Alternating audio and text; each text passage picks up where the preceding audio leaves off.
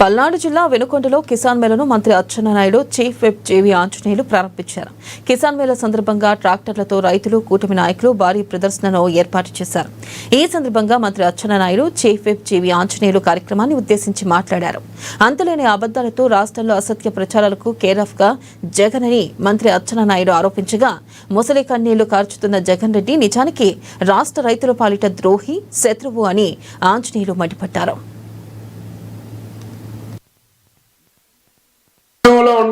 స్వాతంత్రం వచ్చింది, 78 సంవత్సరాలు పూర్తయింది. తెలుగుదేశం పార్టీ పుట్టింది 44 సంవత్సరాలు పూర్తి చేసుకుంది. చాలా మంది పెద్దవాళ్ళు ఉన్నారు, మధ్యస్థులు ఉన్నారు.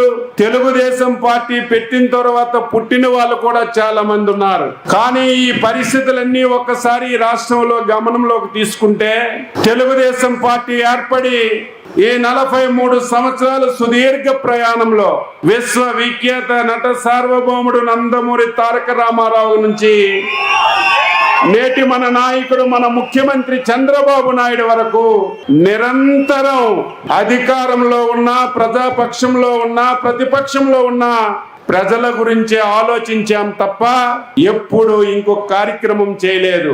రాష్ట్రంలో అధికారంలో ఉంటే అధికారాన్ని ఉపయోగించి ప్రజలకి సేవ చేసేవాళ్ళం.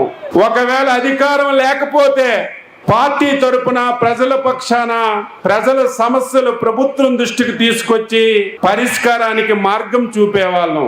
ఇది నిరంతరం తెలుగుదేశం పార్టీ 43 సంవత్సరాలుగా చేస్తున్నటువంటి కార్యక్రమం. ఎప్పుడు ఇబ్బందులు కలగలేదు, ఎప్పుడు మనకి సమస్యలు రాలేదు.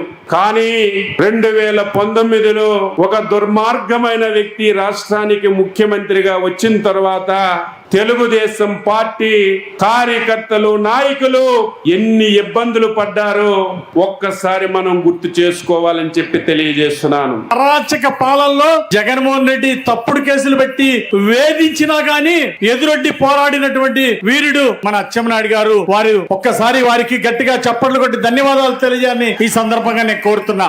అట్లాగే 16 సంవత్సరాలు మంత్రిగా చేశారు. సత్తెనపల్లి శాసనసభ్యులు కన్నా లక్ష్మీనారాయణ గారు మంత్రిగా చేశారు, అనుభవం ఉంది. మరి ఈ రోజు వారు ఎంత బిజీగా ఉన్నాం, ఆహ్వానించగానే వారు వచ్చినందుకు ప్రత్యేక ధన్యవాదాలు. అలాగే మాచర్ల ఎమ్మెల్యే అన్న బ్రహ్మానందరెడ్డి కోసం ఎప్పుడు కూడా ఈ నియోజకవర్గం ఎదురు చూస్తూ ఉంటది. మరి వారు వచ్చినందుకు మా అందరికి సంతోషం. అట్లాగే డాక్టర్